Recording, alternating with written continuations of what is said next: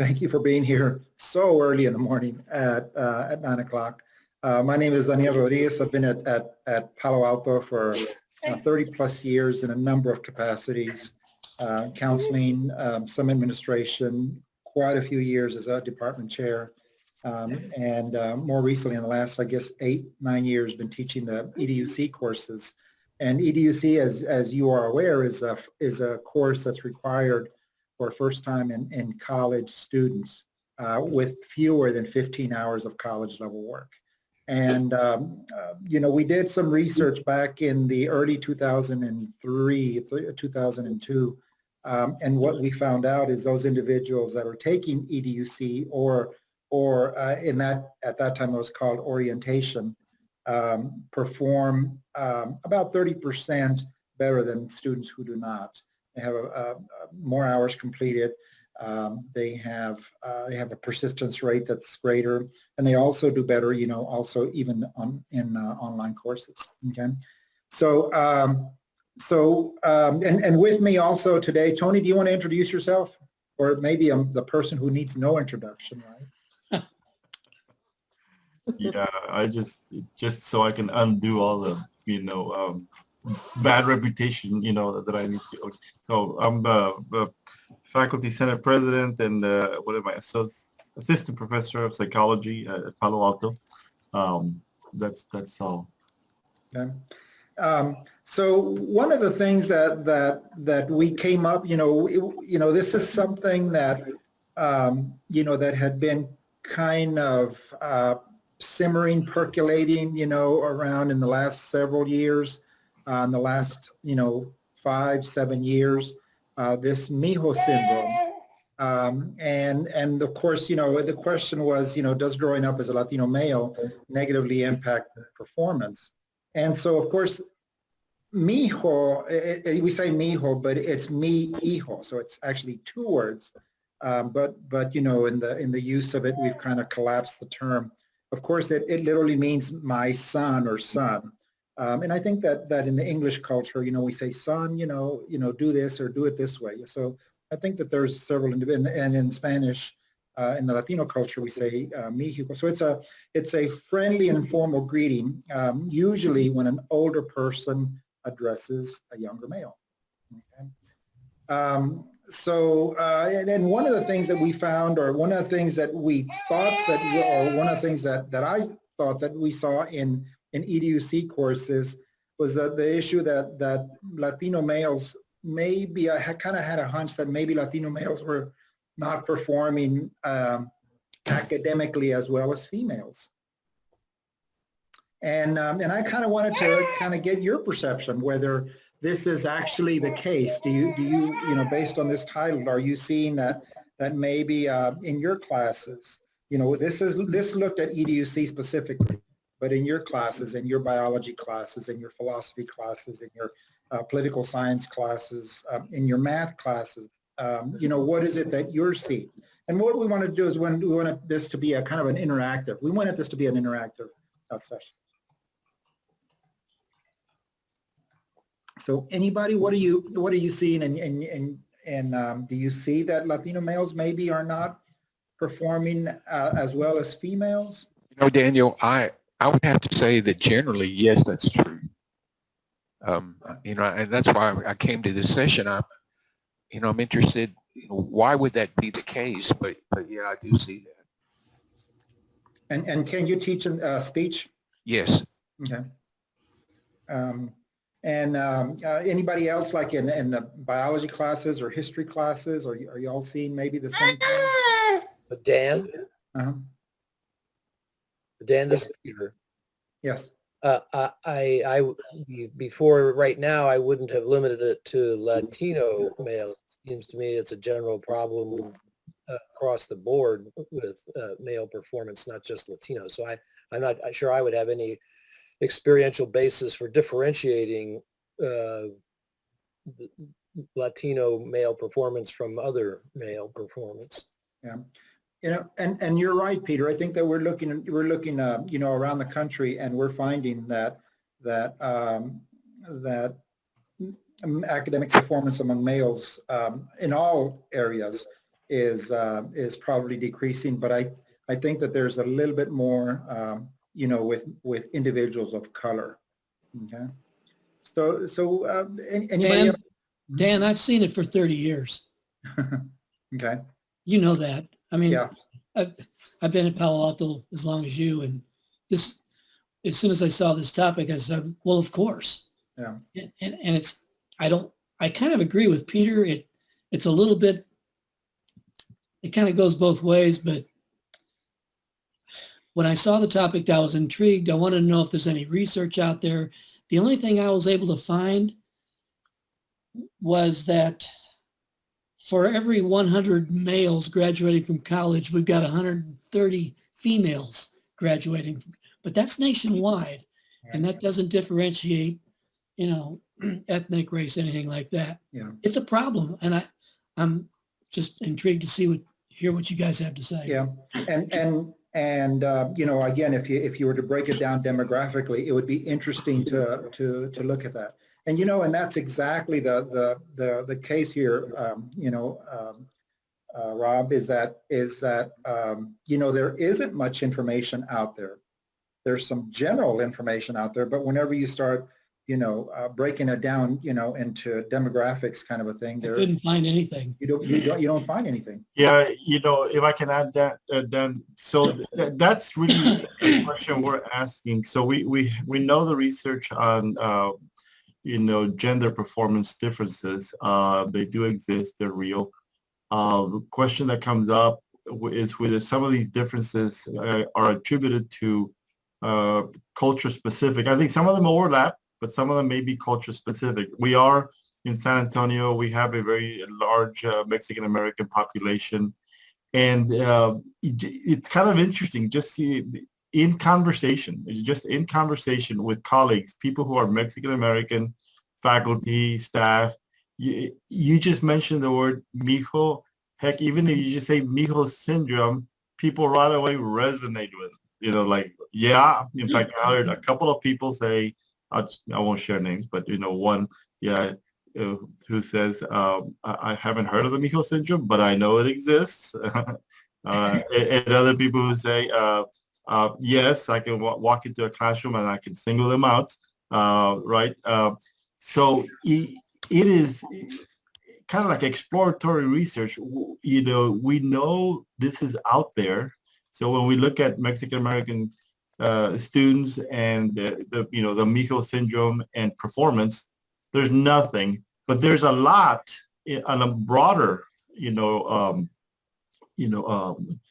of the mainstream American culture. There's some theoretical frameworks out there that speak to it, you know, attachment syndrome, differential parenting styles. I mean, there's a lot of literature, but the data is not specific to the Mexican American community and the phenomena that we know exists just by virtue of being in the culture. That's like, hello, you know, why aren't we looking at this? So it is a concern for Palo Alto, for the Alamo colleges, where we have a lot of, you know, minority men, especially, you know, Mexican American men. You know, is there something culturally specific, or is it not necessarily culturally specific? That's why we're bringing this to the table. It's like, what do you think? Tony, can I say about it? Yes, sir, Mr. Dr. Castillo. Yes. Well, I think it's both. I think there's a lot of generational differences. You have first generation Mexican Americans are more resident, they're more not resilient, they're more reticent to talk in the classroom than third generation Mexican Americans. And I can only give you anecdotal research because I've had former students that are, you know, they just grow their wings and they fly. But the ones who we need to really help are the ones that are very quiet in the classroom. And what I do in my classes, everyone has to participate. I just go down the line. I ask questions to everyone, and I tell them, look, every time you answer a question, I'm giving you some extra points. And it does break that. You know that there are a lot of our former students. You can go down to the Palomino room and look at that little Hall of Fame. You've got a lot of a good balance between gender. Good balance of gender. You've got males and females. But I think a lot of it has to do with generational differences. It has to be a lot of the, sometimes I get students in my class who talk to me in Spanish. And I tell them, this is an English class. I apologize, blah, blah. I'm trying to facilitate for your entry real quick. And then they say, oh, okay. And then they begin the process.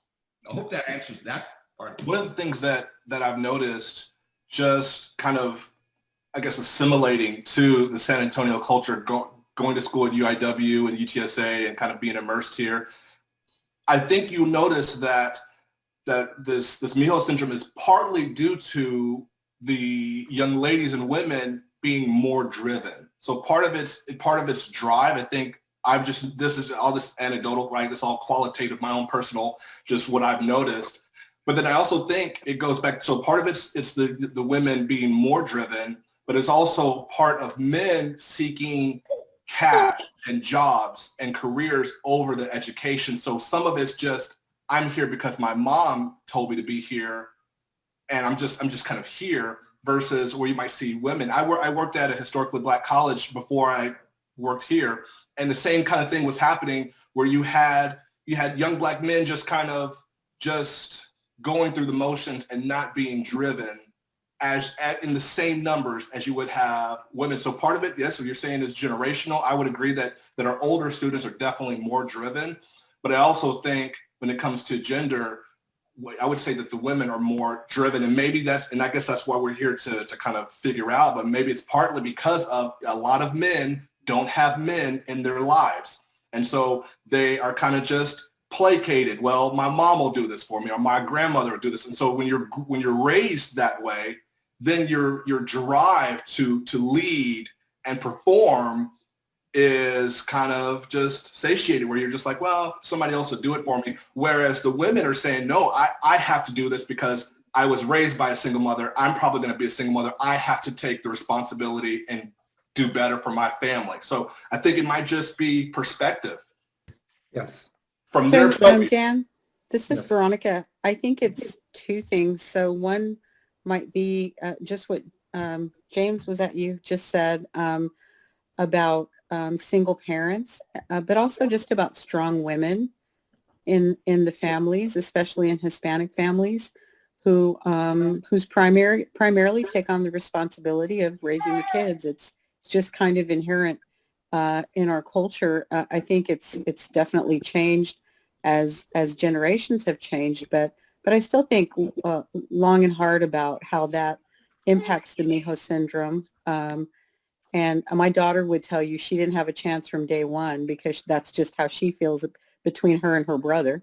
But I think that there's just an affinity and a certain sense that Hispanic women have toward their sons. And then I think the other thing is, for many people in an agrarian society, if the men were out, kind of doing the hard chores outside the house or doing the manual labor and those types of things, I think that it also came from, Joseph mentioned in the chat something about coddling, and maybe that comes from sort of that history of, the women had a definite role in a family. They cooked and they made sure the men were fed so that they could have the stamina and the strength to do the work that needed to be done. And so it just became sort of a gender role type thing. And then it sort of evolved. And then maybe down generations later, people didn't know why it was like the way it was, but here we are. And thank you, Veronica. All these things that we're talking about, we know that they exist. I think that all of y'all, James, you're saying that this definitely exists. This Mijo syndrome, Veronica, Rob, Peter, you've all been saying that this is definitely an issue, or this is something that, but there's nothing out there in the scholarly journals. Let's kind of move on. And can I just mention one thing here before we move on? And I just want to point to one of the few articles that I found. This one article, Academic Success of Mexican Origin Adolescents, Boys and Girls, and the role of mothers and fathers, parenting and cultural orientation. I mean, this is like an attempt to examine, parenting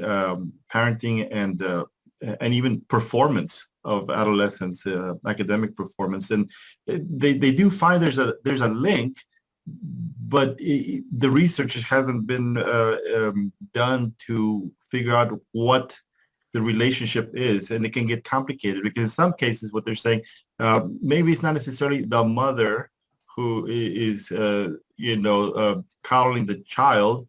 It could be the father who is not sufficiently present, either because of work or not available, or culturally, I know in our culture, the father tends to say, hey, my role as a parent begins when the kid's like 16 or 17, or something like that. This is not all Mexican American men, but many. It's just kind of like one of those cultural things, right?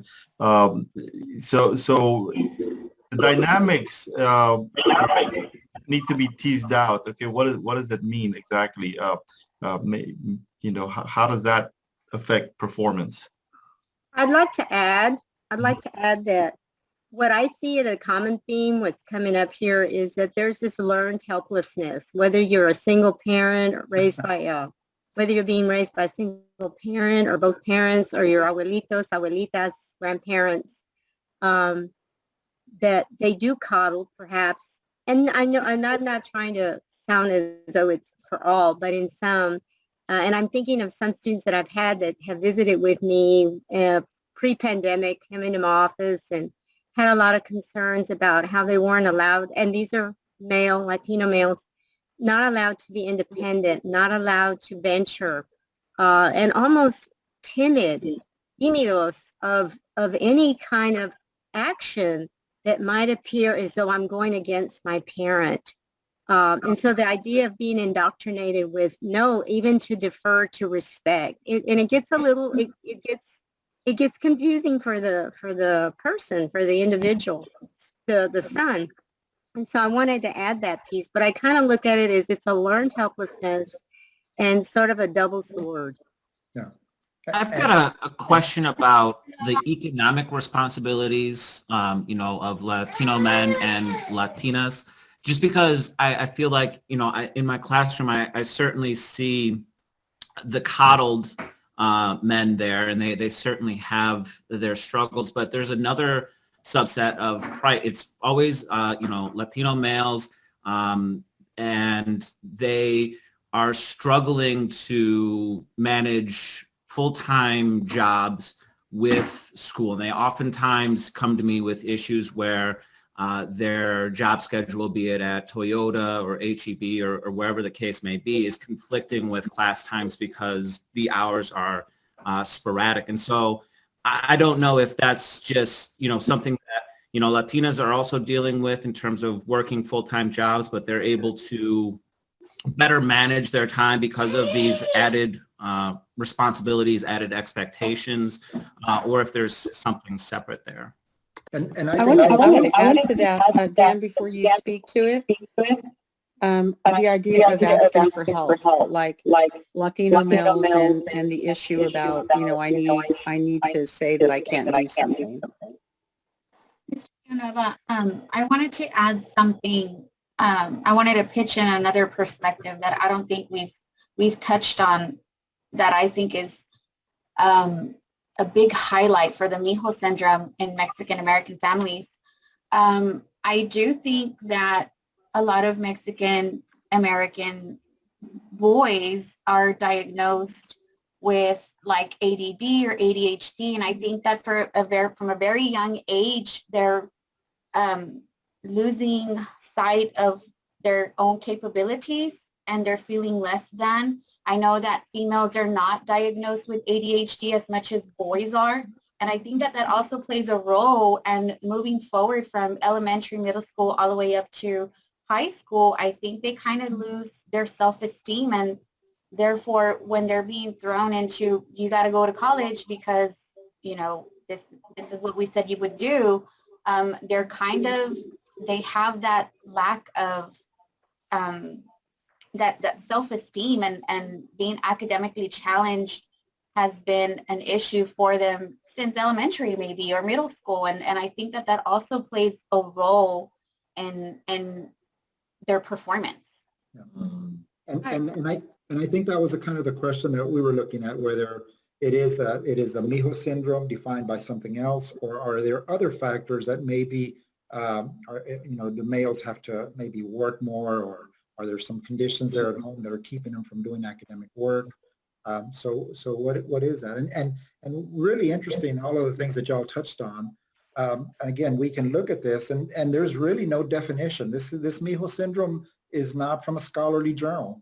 It's not from peer-reviewed journals. It's an Urban Dictionary, but yet it's something that's been around for many years.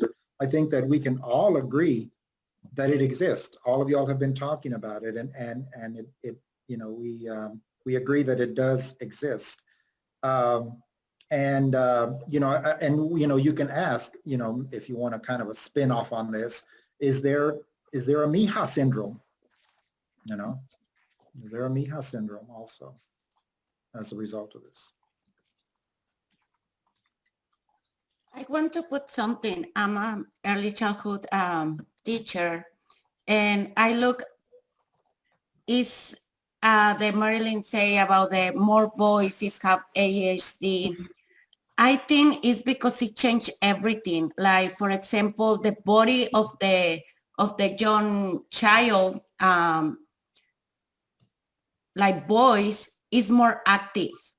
Mm-hmm. And the schools is one, the kids is busy down all day long. Mm-hmm. So it's lost the interest in the school, because the body of the boys is want to move, is want to explore more.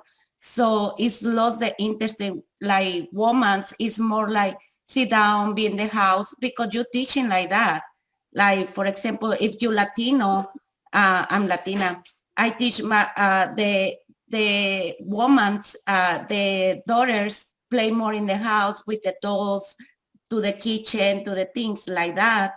So to the boy, you raise the play outside, play soccer, play ball. So when it's in the school, you want to put the kids sit down. So the boys is acting like boys, and the teachers did not want to deal with them. He say, okay, take the medicine for you, be sit down. I think this is the problem. Another thing that I look is a lot of scholarship for women, but not for boys.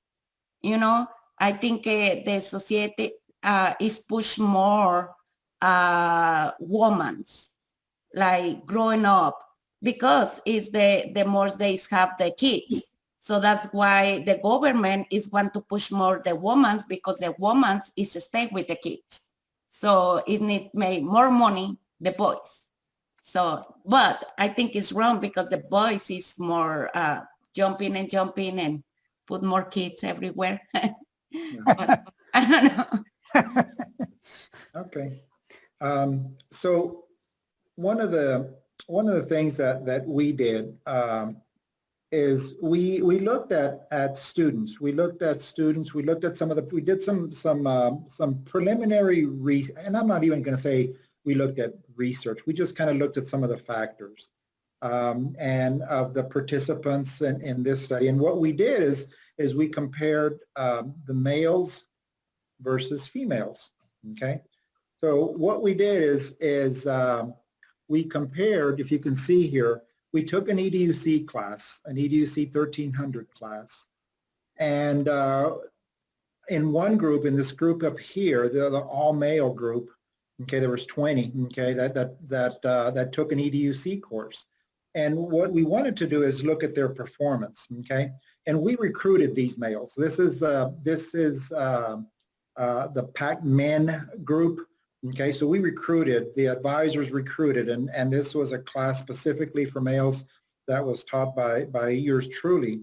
And so I said, man, this will be great. It'll be great to have these students in the class.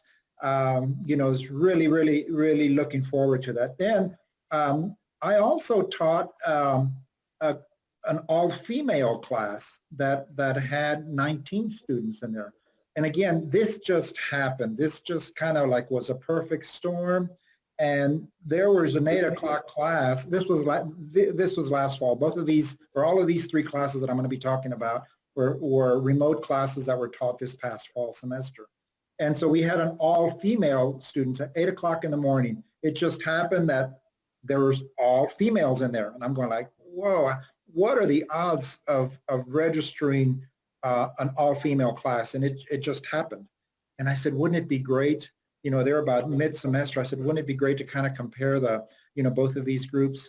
And then we had a mixed class of EDUC students. Then this is those individuals that participate in the Catch the Next, or formerly what was the Puente program. So it was a balance between 10 males and 10 females. So we looked at these students, okay? And you know, we just kind of wanted to see that in all of the males class, from their writings and that kind of a thing, most of them were recent high school graduates, and all of them but one was a black male. All the rest of them were Hispanic males in this male group, okay? The females, again, I could tell that most of them were recent high school graduates. In other words, they had just graduated high school, you know, in the spring semester. There was a few that were a little bit older, and most of them were 17 were Latina, as far as I could tell, and then 2 were Anglo, okay, out of this female group, okay. And then this mixed group was just a mixture of students. You know, there was, but mostly males, mostly Hispanic in both males and females, okay. So we looked at these groups and looked at how they performed. Any thoughts about how they performed? You know, what your thinking is about how they performed?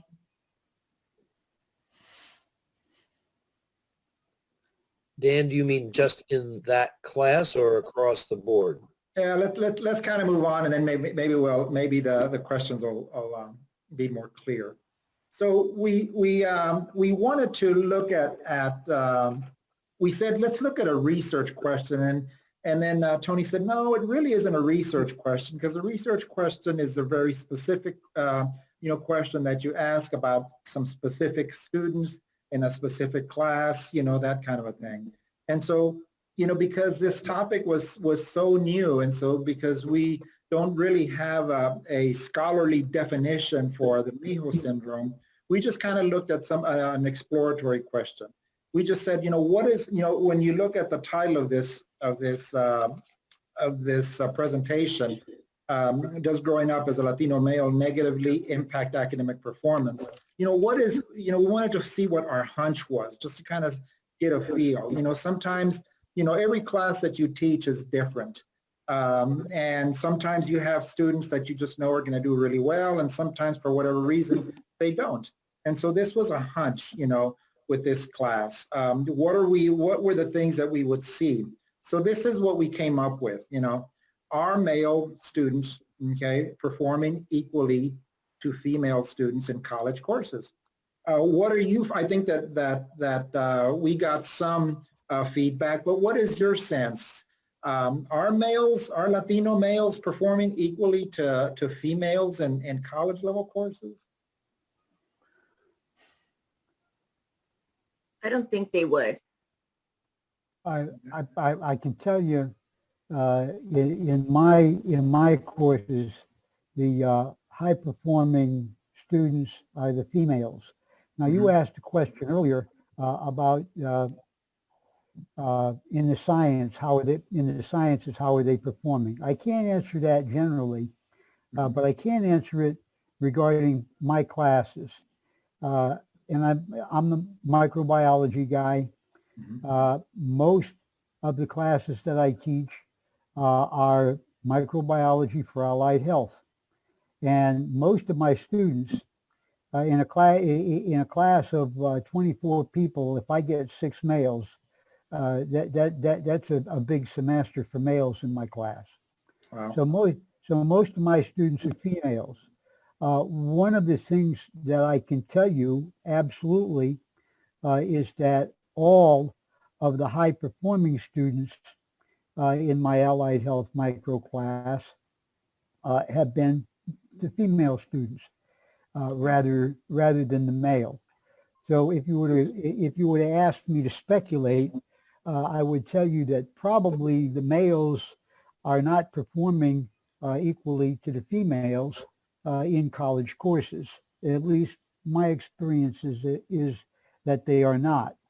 And I had originally intended to go to the PBL session, and I saw this one, and I said, well, what am I doing here? And the reason I'm here is, okay, how do I help the males become successful? How do I help the males become high-performing students? Because I know that they can. In the majors microbiology class, my high-performing students have been the males. Now, Mexican-American heritage, I have not blocked for that, but I know that it's usually the black males that do better in the major class, in the majors micro class, than anybody else. I don't really know why. As a general rule of thumb, in minority communities, it's the women that come back to school rather than the men. So I really can't explain that, but I can tell you that in the majors class, the high-performing students are the men. And that's not to say that there aren't women that are high-performing students in the majors micro class, because there are. But yeah, you know, as a general rule, based on my experience, I'd probably predict that the females are doing better in college courses. But what I'm really interested in is, how do I help the males, or what can I say or do to help the males become as successful as the female students in general are. I think that's exactly what we're looking at, you know, Lance, is what is it that we can do in the classroom, or what is it we can do as at the college, or even in the classroom, or what is it that we could do individually? You know, there's a lot of theories out there, like validation theory, that males need to be validated before they you know, they'll feel that they're welcome in the classroom, so that therefore they'll do better. But those are the things that we need to look at. So this is the question that we came up with. So and then you know, we looked at, I looked at some of the things in the classroom. So let's look at the data. Let's see what the data tells us about how these students are performing, or what are they doing in class, and let's just kind of look at some things that we looked at in class. So we looked at the percentage of assignments completed. Okay, what I did is on EDUC, I just said, let's kind of see, you know, who's turning in more assignments. Who do you think turned in more assignments? Females. Let's see what the results say. Okay. So the males turned in 85% of their assignments. The females completed 95% of their assignments, and then the mixed group was kind of right in the middle. Okay. So we're finding that you know, whenever it comes to assignment completion, the males are a little bit you know, are you know, turning in 10% less assignments in this class, in this semester, in this remote instructional style than the females. Okay. So let's look at percentage of excused assignments. These were you know, these are individuals that came to me or send me an email saying, for whatever reason, that we had a family emergency, or I had to work, or I had to lock up the restaurant, or, you know, I had to help my father, you know, do this or that or the other. I had to help my mom do one thing or another. You know, there was computer malfunction, or there was just, you know, excuses for not completing the assignments. Okay. And I listen to those. I tell them, you know, if there's some issues that you're having in the classroom, for not turning in an assignment, then let me know.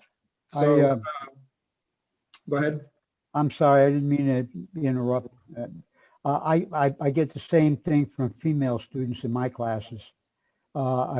Just last week, I had a girl that had to take her mother to the hospital and last week was a weird week, but she had to take her mother to the hospital and didn't turn in an assignment. And what I did was that sounds like a valid reason to me. I gave her an extension on the assignment. Right.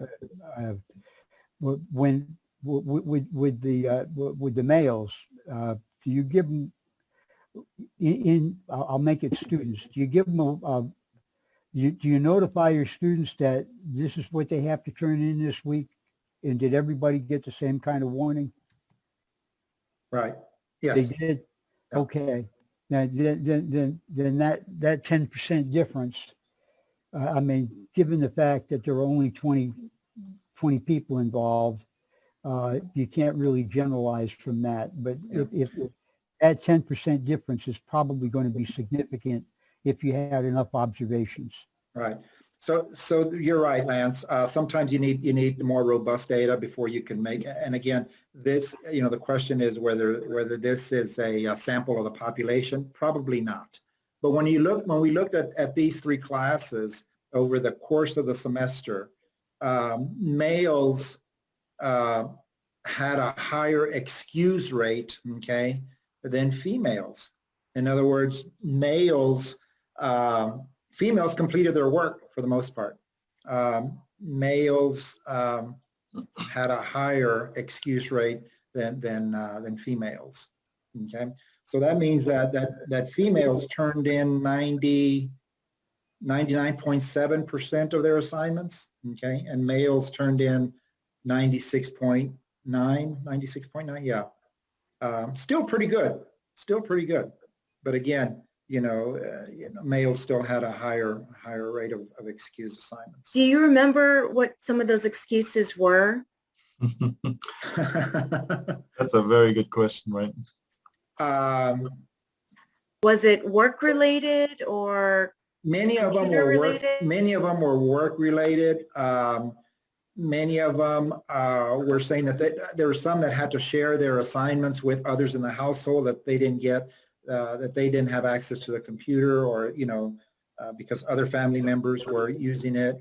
But I would say that about, if I were to kind of hunch, I would say that about 60% were work related. Okay, work related. Some And maybe these- worked all night, like at the Toyota plant, and then get off at 6 o'clock in the morning, and then would show up at my class at 8 o'clock in the morning. Yeah, yeah. So were these boys straight out of high school or were they older? For the most part, they were straight out of high school, and that's a good question, Mallory. Because if we were to look at when we look at the Wall of Fame there that Tony was talking about, many of those students. Well, I don't know, but it seems like that we have some students that, if we were looking at this, if we were looking at this for males that were maybe like over 25, would the Mijo Syndrome diminish? Would it diminish the Mijo Syndrome?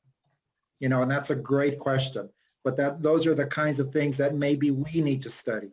So anybody that's looking for a good doctoral dissertation. There you go. Mallory, that is a great question. I mean, there's some, of course, things that we know are not in this, review of the data in the classroom, like, the generalization question, can you generalize to all classes at Palo Alto? And so the data is there. We need to kind of dig it out and cultivate that data. But your questions is very good, Mallory, in that you do certainly want to look at the qualitative information, like excuse versus unexcused. What does that tell you? Because the excuse could be, if you follow the Mijo Syndrome theory, it would say, well, the men are probably coming up with very flimsy excuses, and the women are probably coming up with some very legitimate excuses. Now, I mean, that's the theory, right? That would be the idea. We need to do a kind of like a in-depth analysis of the qualitative information through focus groups, or but the question is there, like, what, if we want to understand why men are performing, Latino men are not performing as well, we got to go deeper into these group discussions. This barely just scratched the surface, yeah, we need to look a little bit deeper on this. To be honest, I thought it was going to be the females that had more excuses, because I feel that their roles are have much more responsibility at home. Yeah. I know that in a household where if they can only send one of their children to college, it's going to be the male over the female. the female usually has to, stay or take care of the siblings, or, and if they are a single mother, that also pulls things back as well, especially if they're a teen mom. Right. And so I actually thought it was going to be the females that had more issues because of their roles outside of the school. And how many of y'all in your experience in teaching have had moms that maybe have brought their children into the classroom? I know I have. I don't know of many males that have brought their children into the classroom, but a lot of moms have. And I don't know, the females just in this class for this group and at this time for this, just didn't create too many excuses. They did their work, I'm not looking at the chats. I don't know if we need to maybe in a little while go back and look at those. But let's look at attendance. What do you think? What do you think is the outcome for attendance in this group? You think kind of there's a pattern going on here? I think you're making one. So if we look at attendance, the males had 83.8% attendance, and of course the females had a significantly higher, even probably statistically significantly higher, although we weren't doing statistics on this, attendance rate. And so when you look at the percentage that attended, that didn't have a single absence, only 2 of the males, 2 of the 20 had 100% attendance, and 9, almost half, a little bit less than, well, about half of the females had 100% attendance. So they showed up. This was an 8 o'clock class for the females. I don't think that the instructor had 100% attendance, and I'm the instructor. So the females had a really high attendance rate. Okay. So let's look at the final grade, the end of the semester average, the final grade for the students. Again, we're based on what you've seen, what do you think what group scored better, had the higher grade? I'm guessing the women. Yeah, that could be so. I was guessing the men. So there was, almost 15 points, I guess, almost 15 points. The females had a higher grade than the males. And it's really interesting to see that, they if you're there, you're gonna participate, you're gonna have that, maybe that validation because you're there more. I don't know, maybe, why do you think that is? Why do you think that some people were saying, maybe because of work? Why is it that this is the case, do you think? Well, I think it's the follow through that, girls are expected to, finish what they start. And, that can be something as simple as, the chores around the house. Whereas, I personally witnessed in my own family, like they asked the boy to do something and he stops midway. They're like, okay, I'll just finish the rest for you. And, and when I taught high school, it was extremely apparent because just to get a male student to get up and get his own textbook was, a battle. And to get him to stop asking the girls in the classroom, can you give me a textbook? Can you give me a paper? Can you give me a pencil? Wow. And so I think that the whole lack of a follow through and just being able to have the discipline to finish what they start. And I also believe that the Mijo Syndrome is much higher in a being raised by single women household versus with both parents. Right. Wow. Yeah. So there's a lot going on here. There's a lot going on here, and I showed this data to the admissions office, and they said, well, from now on, what we're going to do is only be enrolling. We're only going to enroll female students. I'm just kidding. I'm just kidding. Okay. So Tony, do you want to add anything to this?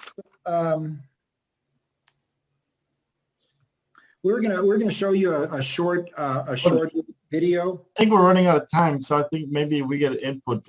We just have 5 minutes.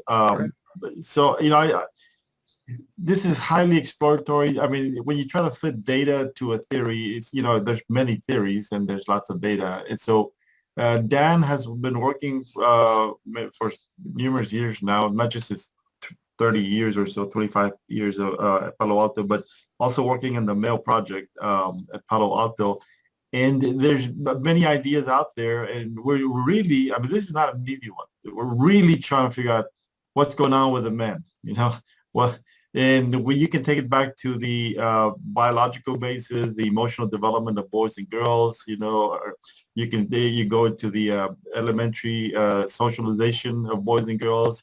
So there's a lot of research there, but it kind of stops at the cultural, you know, Mexican American, what's going on at Palo Alto, because that's what we want to explore too, not just because there may be something very specific. And you know, we have ideas, we see it. It's very you know, what's the word, palpable, you know, to know that there's something going on here, you know, and that this is what we're coming here with, this thick cloud of like, okay, we all know it, we all see it, so let's begin something more substantive than just be talking about it. And believe it or not, we would be like doing like a very seminal work in this almost. But believe it or not, for Mexican American. Go ahead. I'm sorry. I had a really interesting experience one semester where I had four male veterans who were somewhere around 30. And they totally changed the dynamic of this syndrome in the classroom completely. Wow. And when somebody was struggling, they were the cheerleaders, helping that guy get through his presentation. You know, come on, you can do it. And they would also, if you'll pardon the expression, kick some ass. I remember when one guy turned to his girlfriend and said, "Let me use your notes for this open note quiz." And the veteran said, "You can't manage to do this without a girlfriend helping you, man. What's wrong with you?" Yeah. And it was just like amazing. Yeah. So somehow that whole older guy being there made a huge difference. Yes, Rena, that's so important. That I'm glad you said that. We see that in other, you know, domains where the male dominant senior, the elder influences the younger, especially if the parents are not, you know, the father figure is not at home, you know, having that male figure in the classroom would be important. I feel community colleges are so important to minority men, because oftentimes we do get the older student, you know, that does exactly that.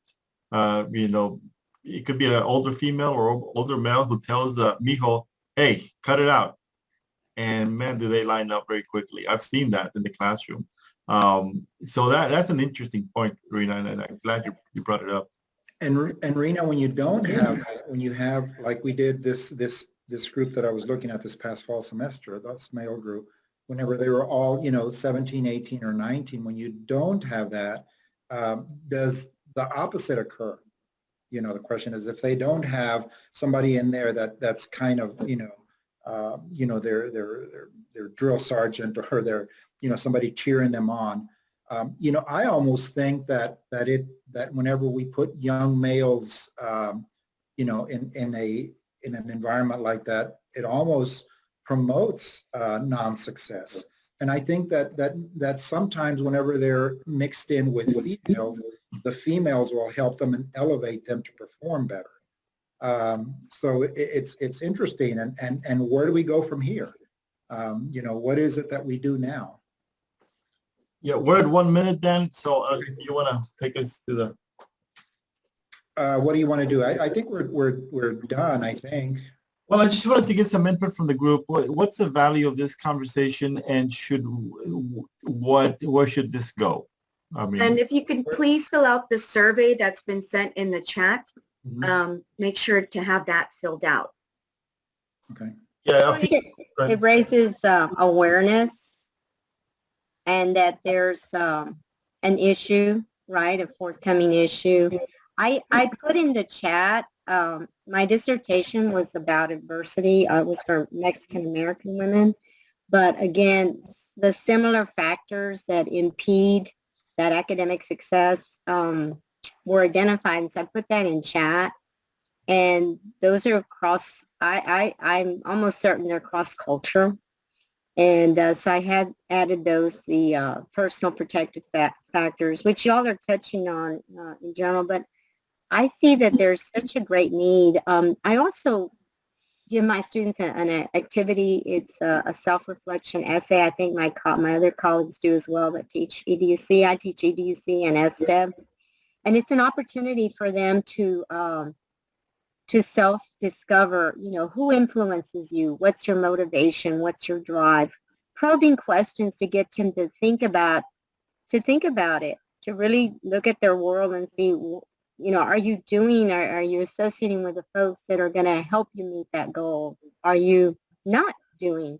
And so it gives them an opportunity again to reflect on what their life is like. And many times they've risen to the surface. They do recognize that I am doing this because I need to improve my life, the life of myself, or my family. And I think that's a key, is self-awareness, just being in touch with what do I need to do to improve. I think that's key, because it's not always brought to the table, especially if you come from a lot of challenges, a lot of adversity, a lot of just survival. Right now, it's just, for many, it's just, hey, I need to eat. Never mind about my son. Laura, did you have something to add? Yeah, I think, you know, in the chat, we had a lot of dialogue in the chat also. And to me, what I'm hearing is like two possibly conflicting theories, where we're saying that the Latino men aren't encouraged enough, so we have to be their cheerleaders. And then to me, I'm thinking the Mijo Syndrome is too much cheerleading and coddling and unearned privilege, which leads to that, right? When they go into the classroom, you know, maybe they think, oh, I don't really have to turn in all those assignments, right? Or maybe, Right. you know, so I'm wondering if these are two competing theories that we have to, you know, explore more. Because for me, in my personal experience, when I was talking to Tony, I said, yeah, I lived the Mijo Syndrome. That was my dad. Like, his nickname is literally Mico in the family. Miquito. He's the baby. He's the only male. His father died when he was a teenager, and he was the man of the house. And he was the one that was tended to. And that's how he kind of, throughout life, he's been Mico, right? Miquito in every way, right? And so that's kind of how I see it, that's how I interpret it, as this very, very, you know, culturally specific and, you know, gender, you know, it's rooted in gender roles that I think, you know, that we can't just apply across the board to all of our Latino students, right? Because, you know, we're all raised differently. But I think there is a cultural component that's rooted in this traditional way of raising our males and females differently, with different responsibilities, right? And different expectations. So I think it's a fascinating topic. I'm surprised it hasn't been Laura, researched. thank you so much for saying that. You know, what I have found is that, you know, I teach psychology, I taught child development, is there's a lot of ideas that are, you know, researched that are, you know, applied to men in general. But if not properly understood and you apply it to a subculture, you may actually be missing the whole, you know, the point, right? That maybe in the Mexican-American culture, there's something different from the general population in terms of how this Mijo Syndrome, you know, expresses itself and manifests in performance. And so that's kind of really the angle that we're looking at. Okay, what is that unique cultural, you know, apart from the broader findings that we see? Anyway. Okay, Tony, I'm going to have to stop the recording Yes. because we're getting to 9:55. All right. Thank you, everybody. You know, maybe next time we can talk about